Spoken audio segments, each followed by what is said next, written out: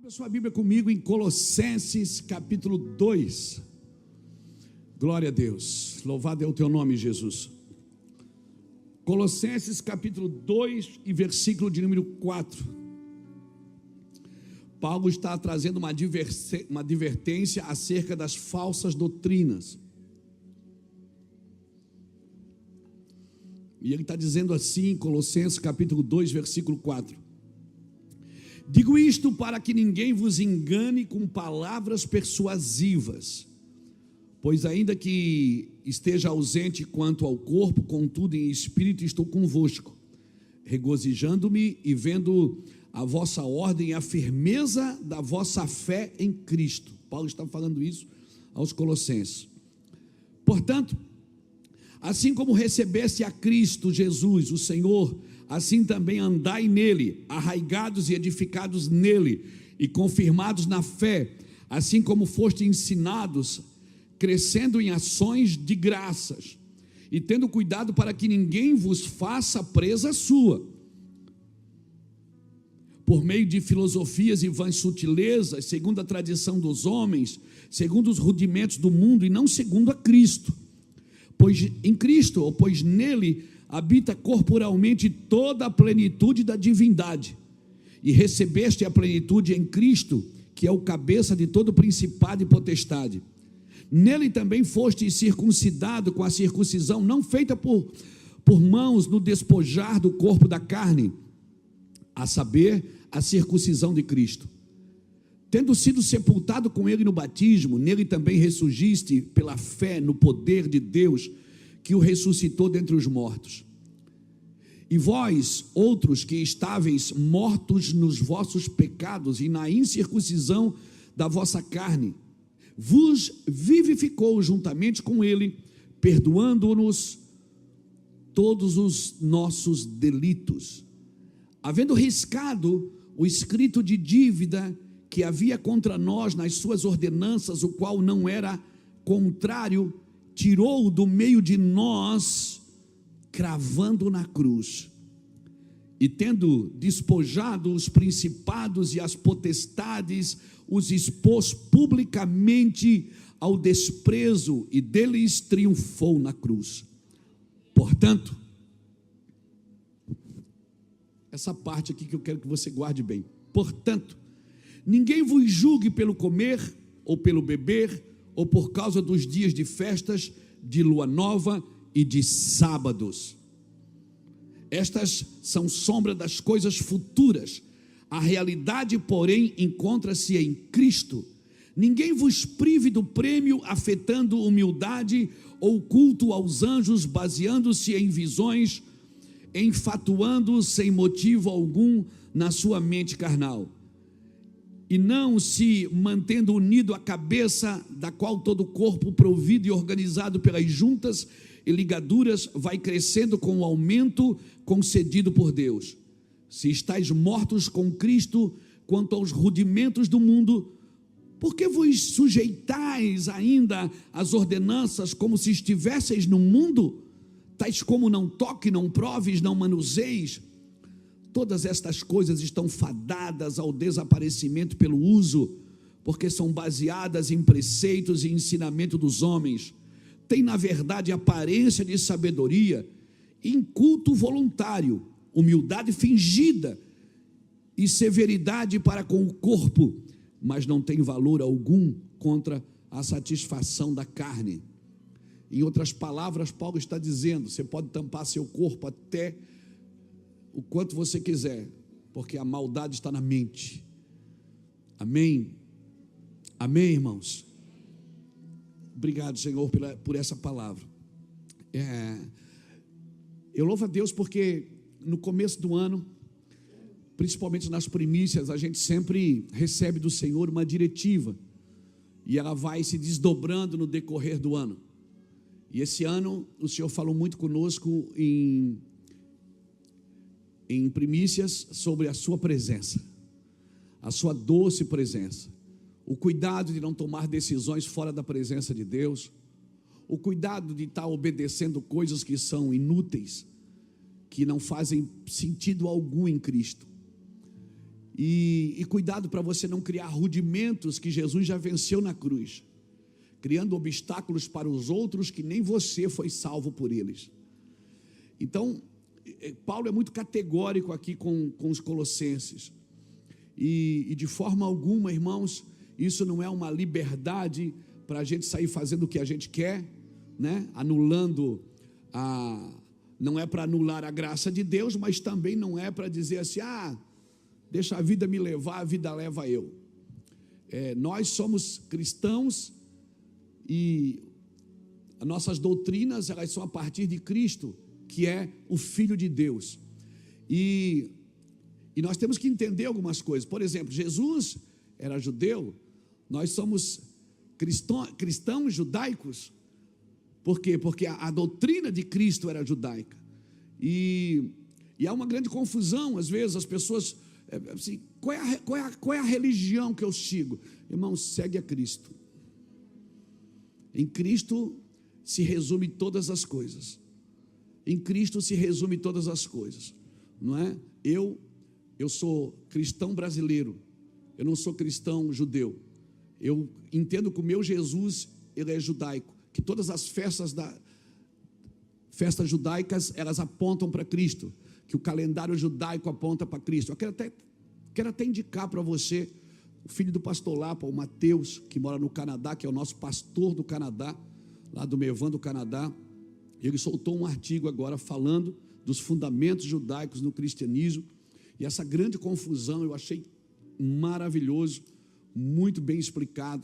Até aconselho você a entrar no Instagram do Mateus Lapa e dar uma olhada depois nesse artigo, sem ofender o judaísmo, mas entendendo que nós somos cristãos, mas os nossos fundamentos são os princípios de Deus. Ou seja, sempre que Deus levanta uma nação, Ele está apontando, dizendo, aquela nação, eu queria que vocês, quando Deus levanta não é para dizer que aquilo está certo, Ele está dizendo o seguinte, eu estou levantando isso aqui para vocês terem um modelo a seguir.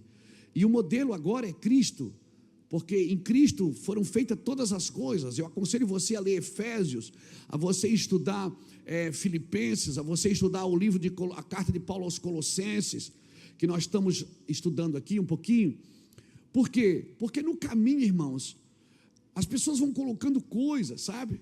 Elas vão colocando coisas no seu cristianismo, vai colocando um monte de rudimento, vai colocando um monte de coisa, porque nós já tivemos a época, né? Eu e o Lapa, por exemplo, a gente já foi pregar em igreja quando a gente começou no Mevan. Antes do Mevan não existia Mevan ainda, era a Mefoi, ou Mefui. A gente fomos pregar numa igreja, e eu subi no altar para pregar, e o Lapa não pôde subir, porque ele estava de camiseta curta.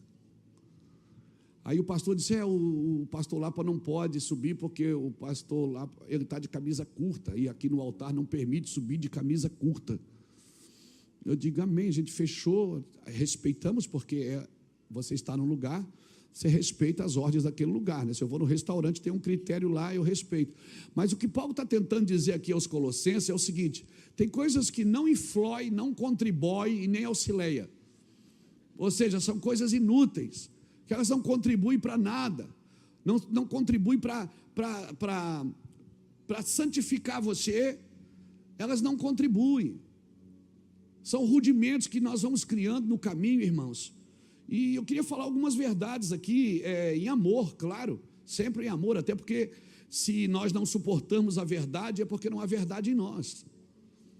Nós precisamos entender que muitos de nós estamos falando de coisas que nós sabemos, mas nós muitas vezes não estamos falando de coisas que Cristo mandou a gente falar.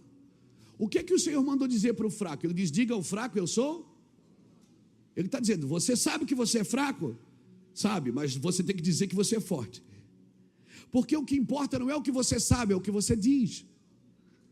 O que transforma os lugares onde você vive, o que transforma a sua família.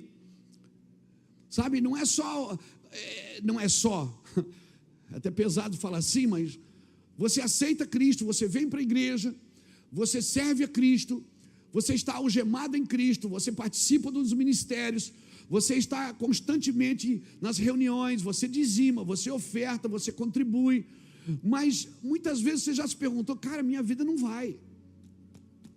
Você já se deu conta do que você fala? Se você pudesse comer todas as palavras que você fala, a sua alma seria nutrida ou envenenada? Porque nós construímos pela palavra, Deus constrói pela palavra. Deus disse: haja luz e houve luz. Então a fé vem pelo ouvir. Você é transformado quando ouve, mas ao seu redor as coisas são transformadas quando você fala.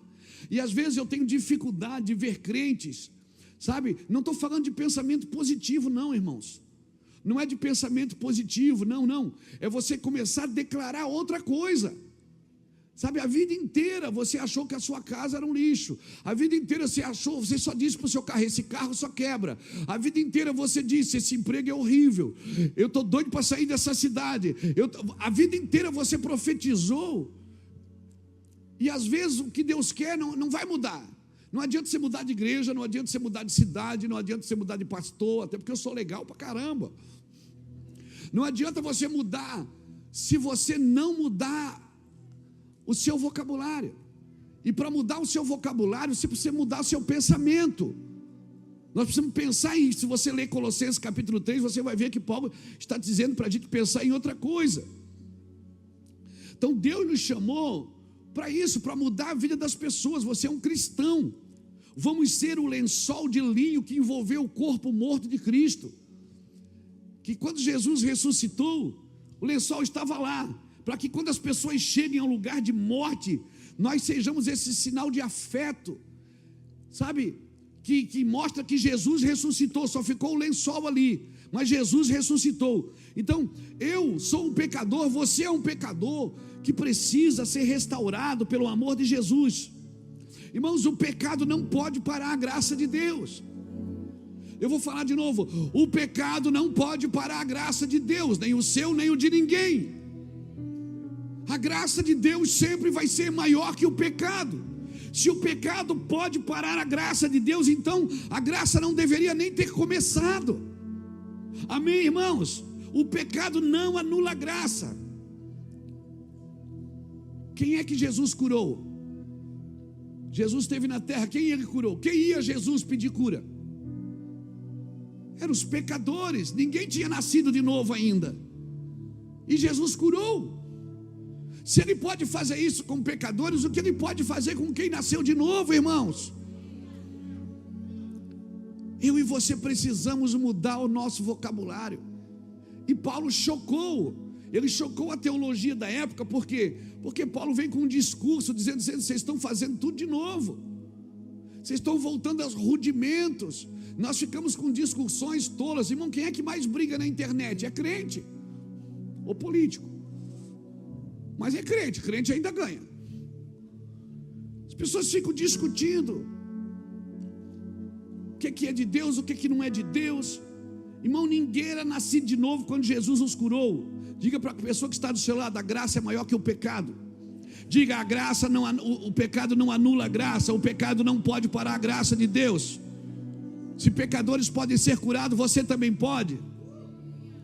Por quê? Porque Jesus se fez pecado na cruz para me fazer justiça de Deus.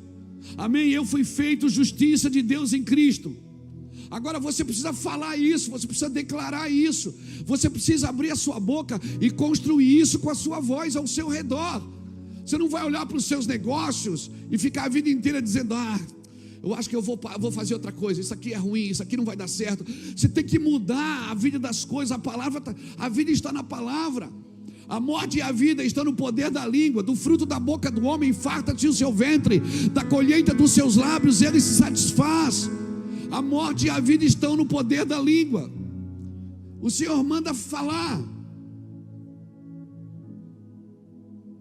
Ele manda você construir com a palavra. Quanto mais você falar e quanto mais você confessar esta graça, quanto mais você confessar esta graça, mais você vai viver os benefícios dela. Se você não confessar essa graça, você não vai viver os benefícios dela, irmão. Quanto mais você falar, quanto mais você tem que confessar.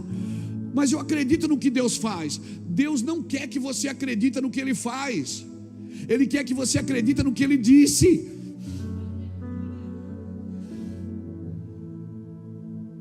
Você tem que acreditar no que Ele disse e no que Ele fez por você. Porque se você acredita no que Ele faz, você está sempre olhando para frente e talvez neutralizando o que Ele já fez. Ele morreu na cruz, seu Filho morreu na cruz para te dar vida, e vida com abundância. O escrito de dívida que era contra você foi cravado na cruz. Amém, irmãos? E por favor, se liberte de pessoas que só vê você no passado, não vê você hoje. Não consegue olhar para você agora. Quando olha para você, lembra do que você fez, não lembra do que você vive agora. Seja livre deste lugar.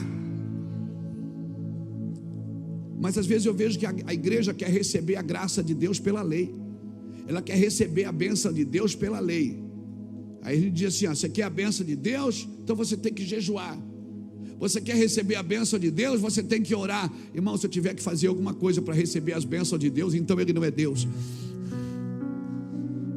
Então por que você faz? Eu faço porque eu reconheço que Ele é Deus. Eu não faço para receber, eu faço porque eu recebi. E porque eu recebi, eu quero devolver, dar uma devolutiva correta.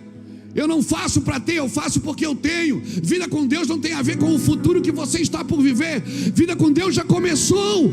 Amém? Já começou na cruz. Não é o que você vai viver, é o que você já está vivendo. Mas eu não tenho fé. Às vezes você não precisa nem de fé. Você precisa de gente que tenha fé perto de você. É ou não é? Você lembra de um paralítico que chegou na casa que Jesus estava curando e não tinha como entrar? Você lembra disso? Não tinha como entrar. Eles entraram por onde? Quantos homens carregaram aquele homem? A minha pergunta: aquele paralítico foi curado na fé dele ou na fé dos 4 amigos? Então se rodeie de pessoas que alimentam a sua fé. Se rodeie de pessoas que alimentam a sua fé. Solte a mão de todo mundo que alimenta a sua dúvida. Solta a mão de todo mundo que alimenta a sua dúvida. Aquele homem não foi curado na fé dele, ele foi curado na fé dos seus amigos. E chegou, não vai dar. Os amigos disseram, vai dar. Os amigos disseram, vai dar. Como é bom ter amigos que dizem, vai dar certo. Como é bom ter amigos que dizem, vai dar certo. Não são aqueles que vêm com os rudimentos. É isso que Paulo está tentando dizer aos Colossenses. Ele está dizendo, Jesus já libertou vocês, Jesus já curou vocês, Jesus já transformou vocês. E vocês ficam ouvindo pessoas com filosofias vãs, que ficam dizendo que você tem que fazer isso, aquilo para ser curado. Não. Tenha fé. Quantas vezes eu já fui trocado, não pela minha fé, pela fé das pessoas que trabalham aqui. Quantas vezes eu já fui abençoado por pessoas que trabalham nessa casa, que vivem aqui ao nosso redor. Amém? Sabe quem é que vai fazer a diferença na sua vida? As pessoas que alimentam a sua fé. Amém? Aqui, as que alimentam a sua dúvida é um perigo, irmão. O Jacques falou uma coisa aqui na primícia muito interessante, eu até anotei. Não permita que as batalhas te escolham para lutar por elas. É você que escolhe as batalhas que você vai lutar. Não deixe que as guerras te escolham, porque senão você vai lutar guerra que não precisa lutar. E se não precisa lutar, não precisa vencer. Então você está lutando para vencer coisas que não precisa, não vale a pena vencer isso.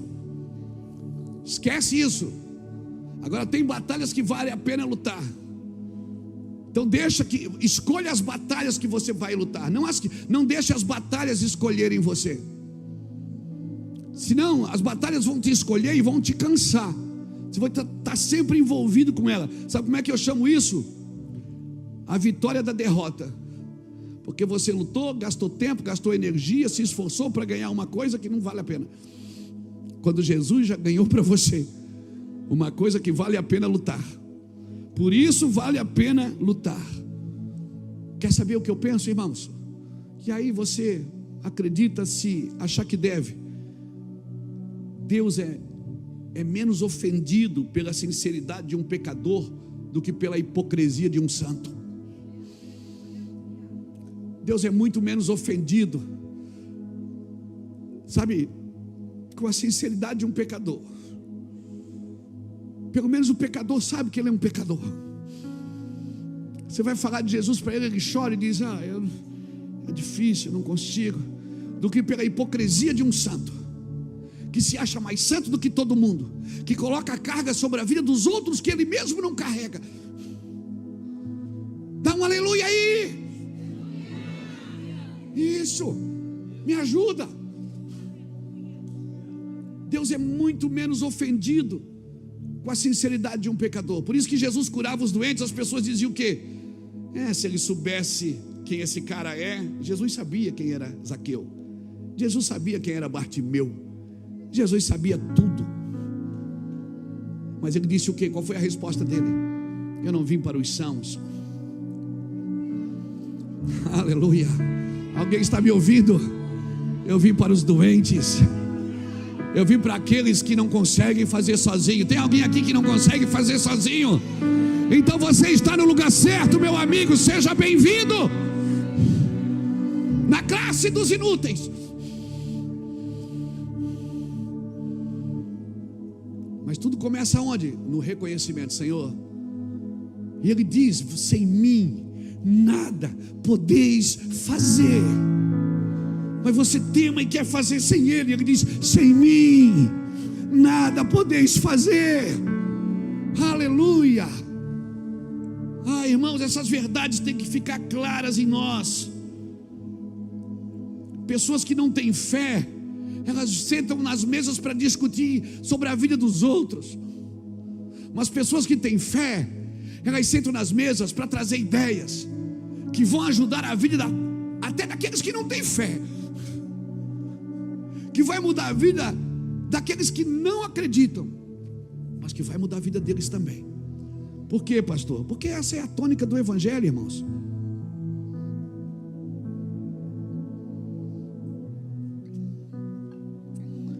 Por isso que tem pessoas que estão sempre apontando o que você fez, o que não deu certo, o que você não conseguiu. Te livra disso, irmão. Chega de dúvida, não ouça dúvida. Não ouça dúvida. Amém? Não ouça dúvida. Tinha pessoas que Jesus chegava para curar, ela já estava atormentada pelas pessoas que estavam ali ao redor. Jesus dizia o quê? Não duvides, crê somente. Crê somente. Irmãos, essas verdades é para você. Tem um texto que eu gostaria de ler com você. Gênesis capítulo 50. Gênesis 50. Quando José já está velho, irmão. Vamos lá. Gênesis 50, versículo 15. Olha o que diz: vendo os irmãos de José que seu pai já estava morto, disseram: porventura nos odiará José e nos retribuirá todo o mal que lhe fizemos. Portanto, mandaram dizer a José: teu pai ordenou antes da sua morte. Mentira, já estava mentindo. Assim direis a José: perdoa, rogo-te, a transgressão de teus irmãos e o seu pecado, porque te fizeram mal. Agora, pois, rogamos que perdoes a transgressão dos servos do Deus de teu pai. E José chorou. Está escrito aqui também. E José chorou quando lhe falaram isso. Depois vieram também seus irmãos e prostraram-se diante dele e disseram: somos teus servos. Respondeu-lhe José: não temais, acaso eu estou no lugar de Deus? Vós na verdade intentaste mal contra mim, porém Deus tornou em bênção, para fazer como se vê neste dia, para conservar muita gente com vida. Agora pois não temais, eu vos sustentarei, a vós e a vossos filhos. Assim os consolou e lhes falou o coração. Os irmãos de José, quando viram que Jacó morreu, eles pensaram: rapaz, o José agora ele vai ativar a ira dele contra nós.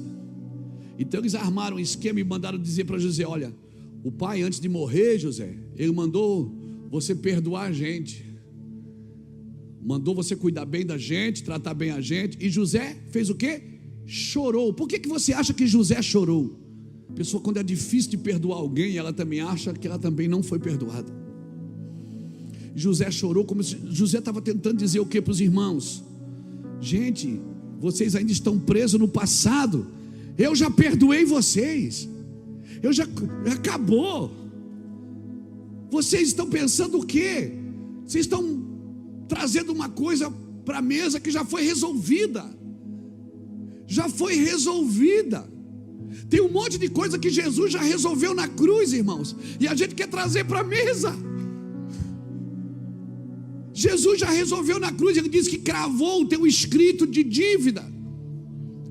Isso não é hipergraça, nem supergraça, nem ultragraça. Isso é a graça e o amor de Deus com a vida de você, com a sua vida. Jesus te amou antes mesmo de você ter nascido, te perdoou antes de você pecar, lavou os pés dos discípulos e eles ainda não tinham negado. Tem coisa que já foi resolvida na cruz e a gente continua tentando resolver no púlpito.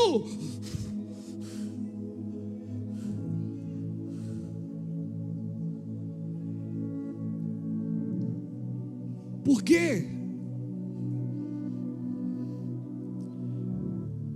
Tem pessoas que não conseguem te ver hoje. Ela só consegue ver aquilo que você fez e aquilo que você disse. Pessoas que vivem te julgando a partir do que elas são e fazem. E eu vou repetir: vida com Deus não se trata somente de uma expectativa de futuro. Não se trata da vida que você quer ter com Deus, mas sim da vida que você já tem. E eu vou falar o que eu penso. Irmãos, a igreja, ela deveria ser o lugar mais seguro do mundo. Seguro para quê, pastor? Aonde todos os problemas e pecados deveriam ser resolvidos. A igreja deveria ser o lugar mais seguro do mundo, onde os problemas das pessoas fossem resolvidos. Mas como nos falta relacionamentos sadios, como nos falta amor, misericórdia e compaixão e maturidade para resolver problemas e pecados. E aí, quando os problemas e os pecados acontecem, é melhor excluir e expurgar o pecador. E não, a gente quer tirar o pecador da igreja, em vez de trabalhar para tirar o pecado do pecador. Você está me entendendo? Mas por que a gente não consegue fazer isso, pastor? Porque nos falta maturidade como igreja, nos falta relacionamentos sadios, nos falta verdade nas palavras, nos falta amor nos discernimentos, nos julgamentos. Falta, pastor, falta. Por isso, irmãos, uma igreja que busca Deus, que entende que Jesus já resolveu na cruz, não anule o sacrifício da cruz, irmãos. Não anule o que Jesus já falou, o que Jesus já disse. Quando os problemas e os pecados acontecem, a gente tem dificuldade. Olha o que diz 1 João capítulo 1, 1 João capítulo 1, versículo de 5 a 7. Olha o que diz: ora, a mensagem que da parte dele temos ouvido e vos anunciamos é esta: que Deus é luz e não há nele trevas nenhuma. Se dissermos que mantemos comunhão com ele e andarmos nas trevas, mentimos e não praticamos a verdade. Se porém andarmos na luz, como ele está na luz, mantemos comunhão uns com os outros, e o sangue de Jesus, seu Filho, nos purifica de todo o pecado. Isso é igreja. Você crê que é possível viver isso como igreja? Pastor, mas é difícil, pastor. Quem falou que é fácil? É por isso que muitos correm da igreja, irmão, preferem não congregar, porque é no meio dos relacionamentos que nós somos sarados. Amém? Um povo, vai lá, um povo que não se frustra, um povo que quer resolver tudo na hora, um povo que não se decepciona, é um povo fraco, é um povo sensível. Então, seja a igreja que você quer ter, seja você a igreja que você quer ter, Sabe, às vezes as pessoas ouvem as nossas mensagens da internet e elas mandam recados, eu não consigo ver, porque é a mídia que cuida das redes sociais, eu não consigo responder. E muita gente diz, porque eu estou aqui na igreja, mas o meu pastor é assim, a minha pastora é assim, a minha igreja é assado. Sempre é o problema na igreja, porque a gente está procurando um lugar abençoado, quando o Senhor não diz para a gente procurar um lugar abençoado, Ele diz, se tu uma bênção. Ele diz, você está procurando um lugar abençoado, e Ele está dizendo, se tu. Então seja a igreja que você quer ter. Amém? Não adianta mudar de lugar achando que vai mudar alguma coisa. Deixa eu te falar o que vai mudar. Vai mudar que você não vai ser tratado.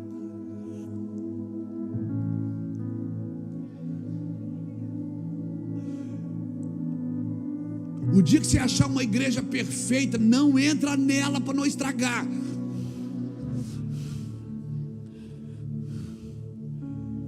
Isso é igreja, irmão. Quem já encontrou na igreja alguém que deve? Quem já encontrou na igreja quem já brigou na rua? Quem já encontrou na igreja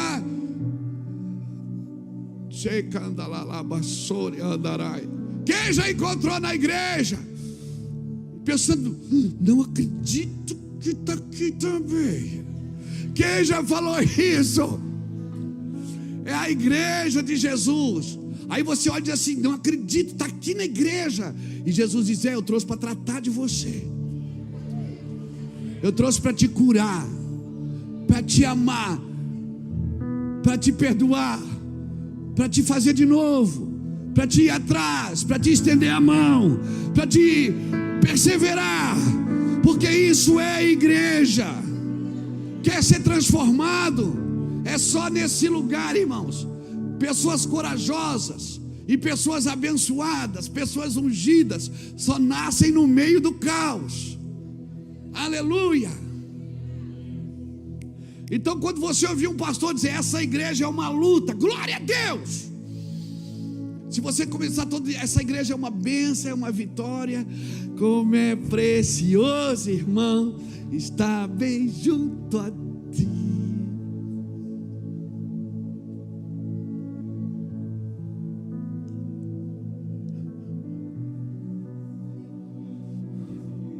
É ou não é?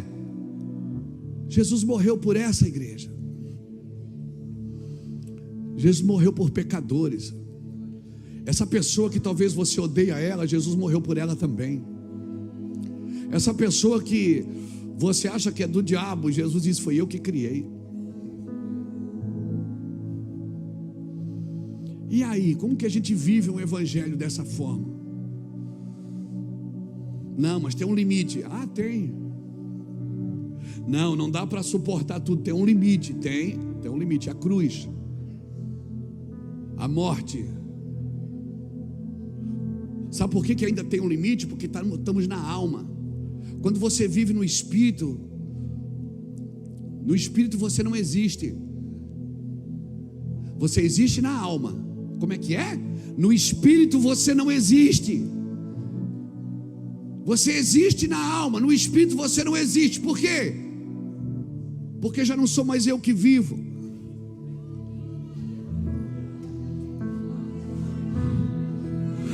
Meu Deus, é Cristo que vive em mim. E se eu posso dizer é Cristo que vive em mim, como Cristo reagiria a isso? Como Cristo reagiria com essa pessoa? Como Cristo falaria com ela? Já não sou mais eu que vivo, é Cristo. Então no Espírito você não existe. Se você quiser viver uma vida no Espírito, você não tem mais direitos. Você tem direitos ainda na alma. Por isso que a sua alma está aí gritando dentro de você. Parte de você está me amando hoje. Parte de você. Por quê? Porque é uma briga pelo controle da sua mente e do seu coração. Há uma briga pelo controle. Essa briga não vem de fora. Não adianta discutir com ninguém aqui fora. Essa briga é interior. Essa briga está aí dentro. Alma e espírito lutando. Porque se o espírito vence, você já não vive mais. Já não é mais você que vive. Paulo dizia isso: já não sou mais eu que vivo, é Cristo que vive em mim. Aleluia. Você está me entendendo? Sabe por que ficamos criando rudimento para os outros, criando regras para todo mundo? Sabe por quê? Porque ainda estamos na alma como igreja. No espírito todo mundo conhece a sua responsabilidade. No espírito todo mundo conhece os seus deveres. As regras são para as crianças, irmãos. E o Senhor está dizendo para nós em 2024: vamos amadurecer mais, vamos crescer um pouco mais. Então eu repito: um povo que não se frustra, que quer resolver tudo na hora, que não se decepciona, é um povo que não sofre, um povo que não foi traído, um povo que não sofreu na sua carne, é um povo fraco, vai se tornar um povo fraco. E quando tiver que lutar, não sabe guerrear. A imagem de Cristo ainda é o que Cristo quer implantar em mim, irmãos. É a sua imagem, a imagem de Cristo, ou as imagens que me distraem, as imagens que eu crio sobre Cristo. Eu criei algumas imagens sobre Cristo na minha mente, e eu acho que Cristo se move assim só porque eu acho que Ele se move assim. Não, irmãos. Colossenses capítulo 2, bota aqui para mim o versículo 23. Tais coisas com efeito têm aparência de sabedoria, como o culto de si mesmo e da falsa humildade e de rigor ascético, todavia não tem valor algum contra a sensualidade. A minha tradução, ela fala isso também, mas com outras palavras. Ela diz assim, Colossenses capítulo 2, deixa eu ler aqui para você.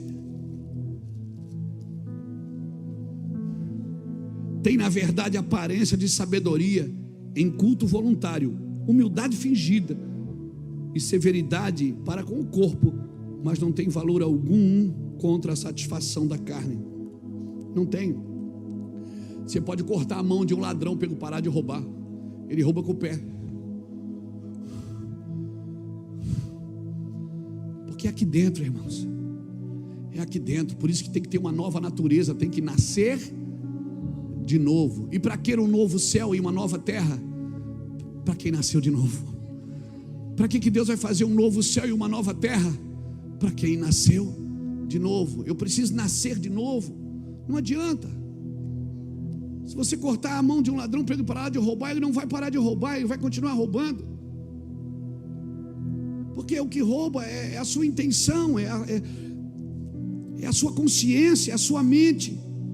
O corpo é de Cristo, o corpo não é de ninguém, o corpo é de Cristo. E se não é de Cristo, então não é corpo. É denominacional, mas não é corpo. O que está dizendo? O corpo é de Cristo. Indica o que? Senhorio. E se ele não é senhor, então esse corpo não é dele. Às vezes a gente fala de unidade, vamos unir, vamos trabalhar para unir as igrejas, para unir, irmãos, unir o corpo. Mas só o que é do corpo se une. O que não é do corpo não se une. Pode estar junto, pode estar perto. Passamos a vida inteira tentando unir o corpo, mas nem tudo que estamos tentando unir é o corpo de Cristo. Só o corpo de Cristo, que está debaixo do senhorio dele, pode se unir. Só onde Cristo governa pode se unir. O que não é governado por Cristo não pode se unir. Julgo desigual é isso, é quando uma pessoa é governada por Cristo e a outra não. Não é quando uma é evangélica e a outra não. Ah, mas eu sou da igreja católica e casei com uma pessoa da igreja evangélica. Isso não é julgo desigual, irmão. Julgo desigual é quando um é dirigido por Cristo e o outro não. Independente da igreja que eles estão.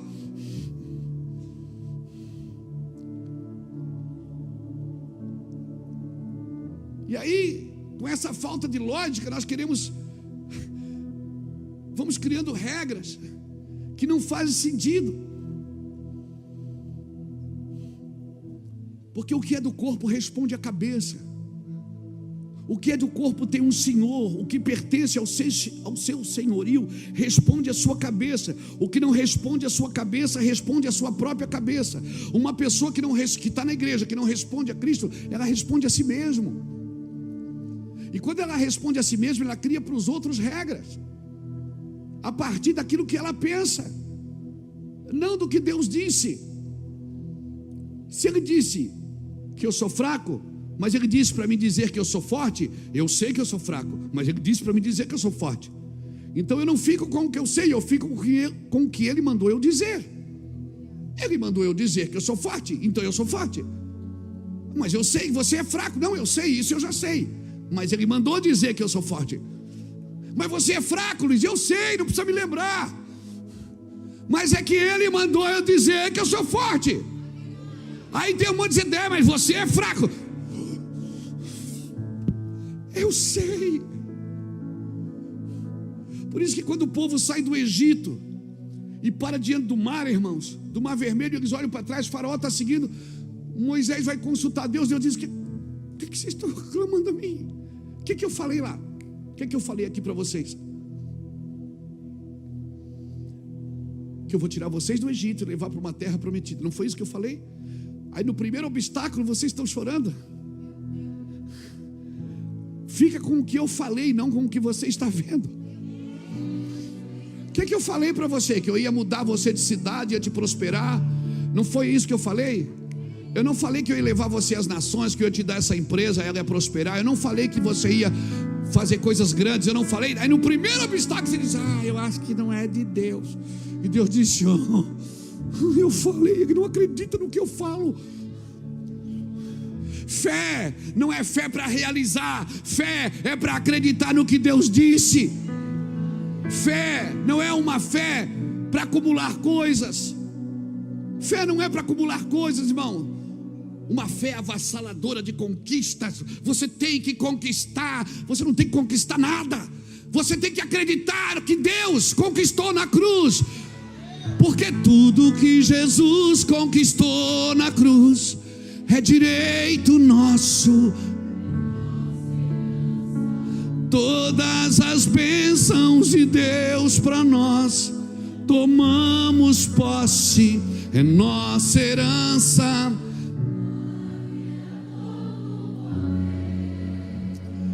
Tudo que Deus tem para dar. Abrimos.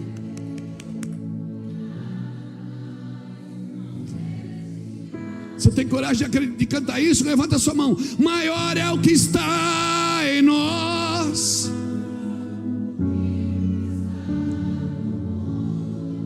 Bem maior.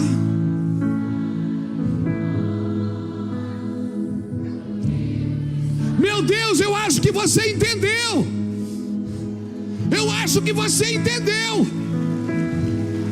Eu creio que você entendeu.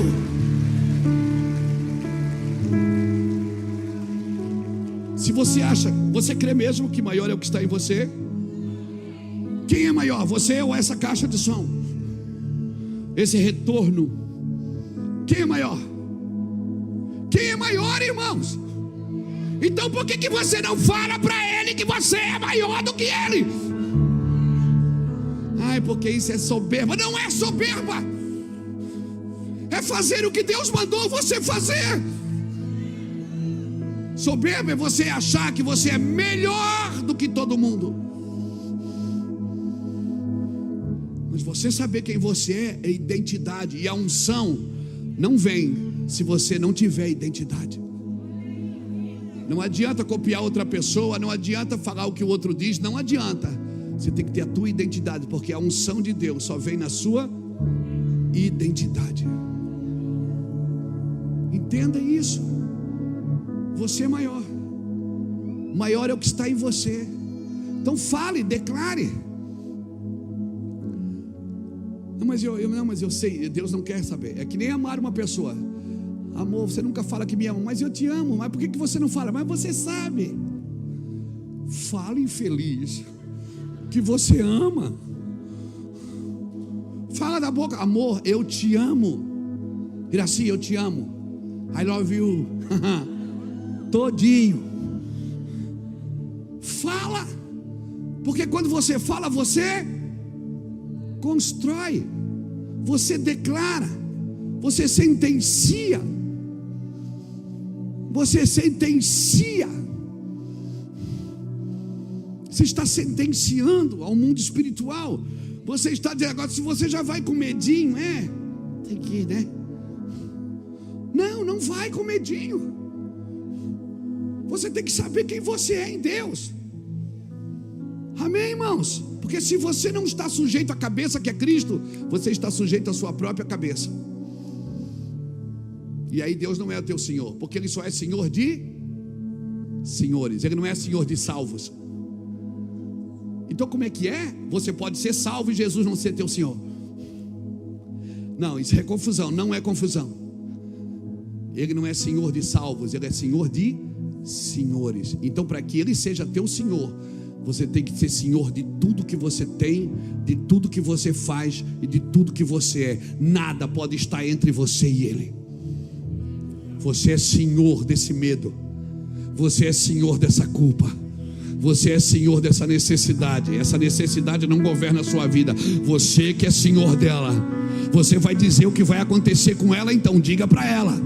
Você é Senhor do desemprego, então diga o que vai acontecer se você não arrumar um emprego essa semana. Fala toda semana: eu vou sair agora, eu vou embarcar nesse carro, eu vou arrumar um emprego. Sabe por quê? Porque o Senhor disse que eu sou abençoado. A sua palavra diz.